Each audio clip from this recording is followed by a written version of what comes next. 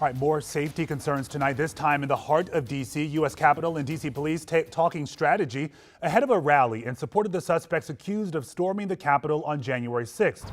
WUSA 9 investigative reporter Nathan Baca talked to the police chiefs today. And Nathan, it sounds like in this case, they are ready. That's right, Lorenzo. Now we're going to give you a sense of the potential clash points for the so-called Justice for J6 rally. Now, this is the Capitol building right here.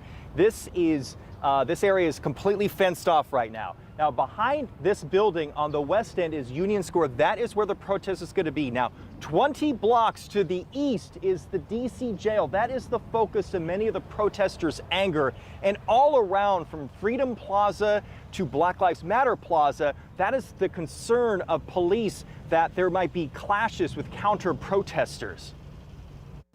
Yes. In a show of force, a wall of police leadership pledging that they've learned the lessons of January 6th and are ready for any group rallying for those charged with crimes connected to the insurrection. Leading the group, Capitol Police's new chief, Tom Manger. Our rules of engagement are to allow people to peacefully protest.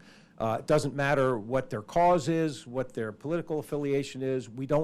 That doesn't matter. We have rules of engagement that allow people to lawfully protest. If they begin to do something unlawful, they're given warnings.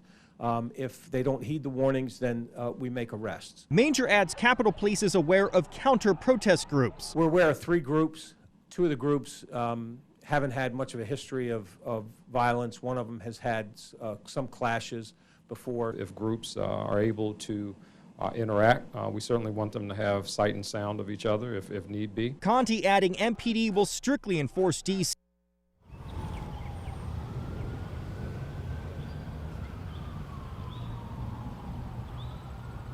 Okay, so we are back live out here. Just to give you a sense of Capitol Police and just their heightened security, this is our van right here. We do have the hood up and we are basically preparing for 6 o'clock.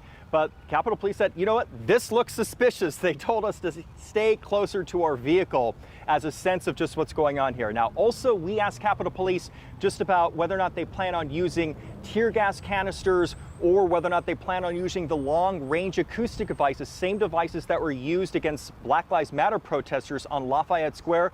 They would not answer that question. They'll answer it after the protest. Reporting live from Capitol Hill, Nathan Baca, WUSA 9. Yeah, I saw police traversing that area this morning, Nathan, with the bomb-sniffing dogs and everything. They're not leaving anything to chance.